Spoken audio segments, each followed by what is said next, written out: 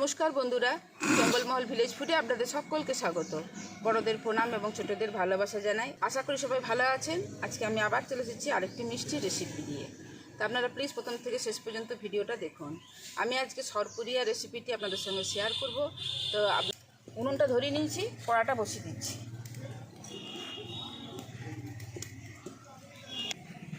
দেখুন, এর মধ্যে দিয়ে দিচ্ছি 1 লিটার দুধ।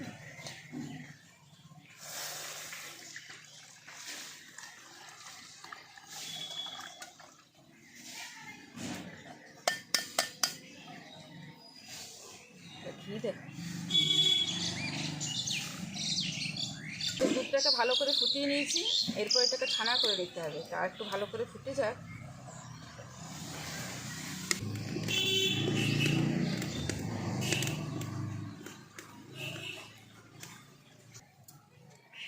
দেখুন, দুধটা খুব ভালোভাবে ফুটে গেছে। এরপর এটাকে আমি নামিয়ে নিচ্ছি।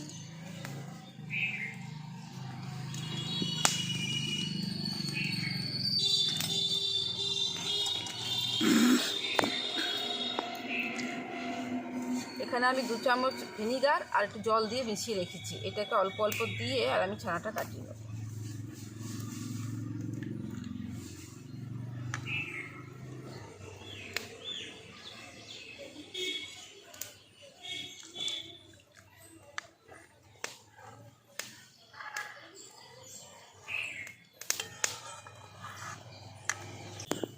দেখুন, ছানাটাকে খুব ভালোভাবে কাটিয়ে নিয়েছি। ছানাটা কি সুন্দর ছানাটা কেটে গেছে দেখুন। আর এই জলটা দেখুন, একদম পরিষ্কার জল হয়ে গেছে। তাই এই ছানা জলটায় প্রচুর পরিমাণে ভিটামিন থাকে।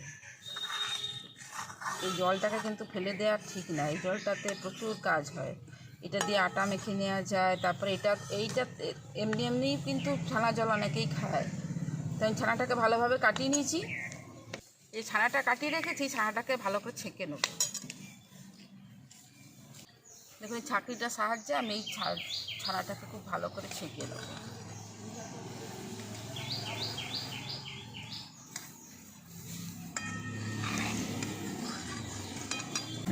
এরপর ঠান্ডা জল দিয়ে আমি ভালো করে ছানাটাকে ধুয়ে নিচ্ছি, মানে ওই টক ভাবটা কাটানোর জন্য।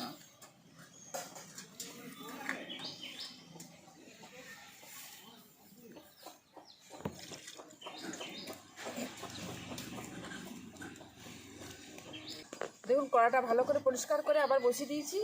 এরপর কড়ার মধ্যে দিয়ে দিচ্ছি 2 চামচের মতো গাওয়া ঘি। এখানে আমি কতগুলো ড্রাই ফ্রুটস নিয়ে নিয়েছি। ড্রাই ফ্রুটসগুলোকে কেটে নিয়েছি। এখানে কিশমিশ, কাজু বাদাম, আলমন্ড। এবার আপনাদের পছন্দ মতো আপনারা ড্রাই ফ্রুটস দিতে পারেন।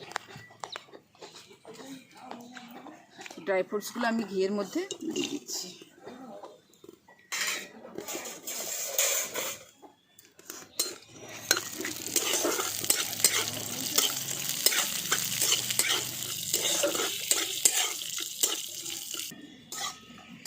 দেখুন, ড্রাই ফ্রুটসগুলো হালকা ভাজা ভাজা করে নিয়েছি। এরপর এই যে এখানে ছেঁকে রেখেছি ছানাটা দিয়ে দিচ্ছি।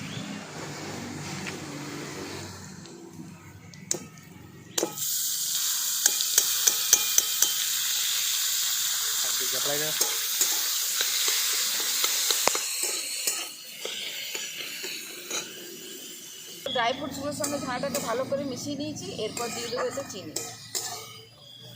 এর মধ্যে দিয়ে দিচ্ছি 1 কাপ চিনি। এবার চিনিটা দিয়ে এই ছানাটা ড্রাই ফ্রুটের সঙ্গে খুব ভালো করে মিশিয়ে নিতে হবে।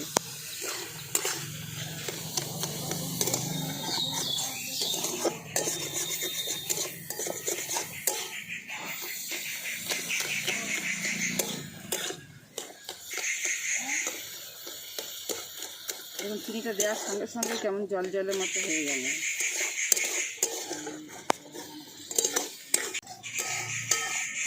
দেখুন, ছানাটার সাথে চিনিটা দিয়ে ভালো করে মিশিয়ে নিয়েছি। এরপরে দিয়ে দেবো সর। আমি এই 3 দিনের সরটাকে তুলে রেখে দিয়েছিলাম, সেই সরটা আমি দিয়ে দিচ্ছি।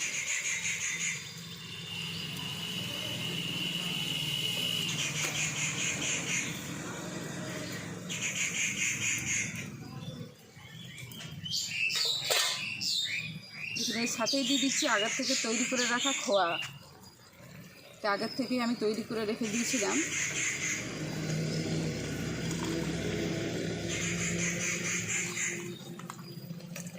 এবার সব একসঙ্গে খুব ভালো করে মিশিয়ে নিতে হবে।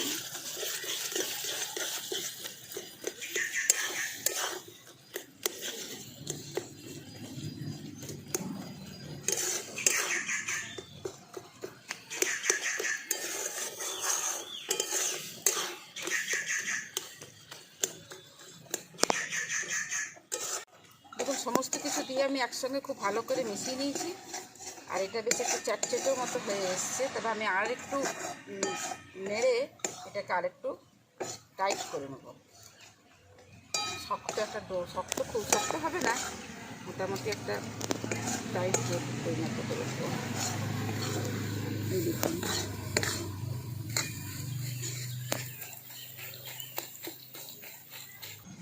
দেখুন তৈরি হয়ে গেছে। এই দেখুন অটোমেটিক কড়ার থেকে ছেড়ে আসছে। এই দেখুন অটোমেটিক কড়ার থেকে ছেড়ে আসছে। এরপর এটাকে আমি নামিয়ে নেব।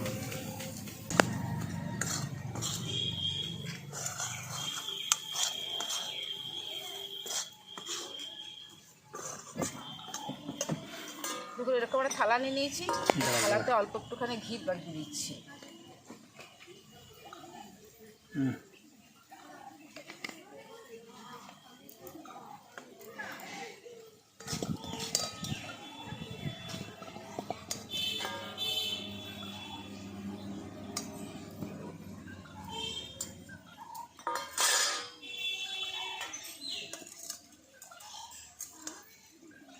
এটা থালার মধ্যে তুলে নিচ্ছি।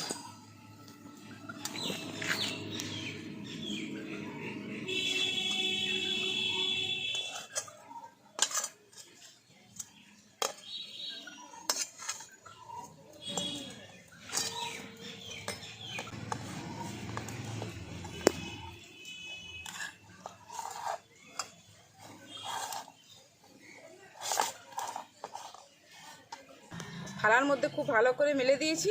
এরপর এটা ঠান্ডা হয়ে যায়, ঠান্ডা হওয়ার পরে আমি ফিরে আসি। ওপরটা কি সুন্দর দেখতে লাগছে না, ড্রাই ফ্রুটসগুলো দেওয়া আছে, দারুণ লাগছে কিন্তু দেখতে। দেখুন এটা ঠান্ডা হয়ে গেছে, আর ঠান্ডা হয়ে যাওয়ার পর এটা অনেকটাই শক্ত হয়ে গেছে, মানে আগে যে এই নরমটা ছিল সেই নরমটা অনেকটা শক্ত হয়ে গেছে। এরপর আমি পিস পিস করে কেটে নেব।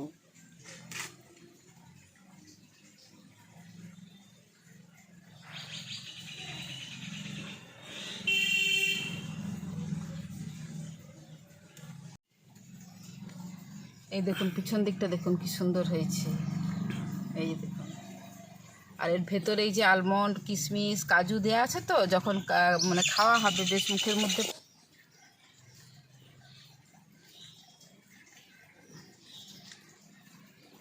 আসলে কাজুগুলো দেওয়া আছে আর আলমন্ডটা দেওয়া আছে, তার জন্য সব জায়গাটা হয়তো সমানভাবে শেপ নাও হতে পারে।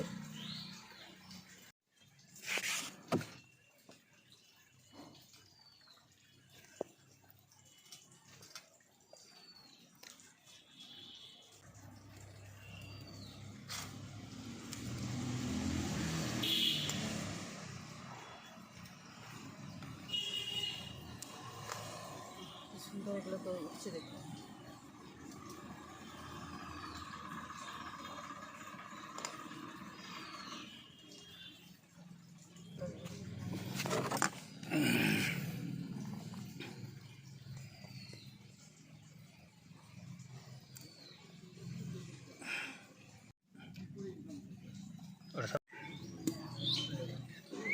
দেখুন তৈরি হয়ে গেল, কৃষ্ণনগরের বিখ্যাত সরপুরিয়া একদম বাড়িতে বানিয়ে ফেললাম।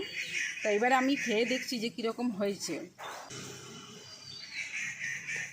এই দেখুন ভেতরটায় দেখুন কি সুন্দর কাজু বাদাম আর আলমন্ডের টুকরো আছে, দারুণ লাগবে মুখে পড়লে।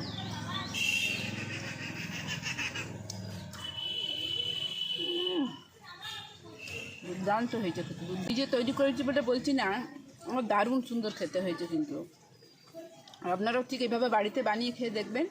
ভালো লাগলে জঙ্গলমহল ভিলেজ ফুড চ্যানেলটিকে লাইক কমেন্ট শেয়ার করবেন এবং প্লিজ সাবস্ক্রাইব করে দেবেন। পাশে থাকা বেল আইকনটি প্রেস করবেন সবার আগে নোটিফিকেশন পাওয়ার জন্য। প্রত্যেকেই ভালো থাকবেন, সুস্থ থাকবেন, সাবধানে থাকবেন।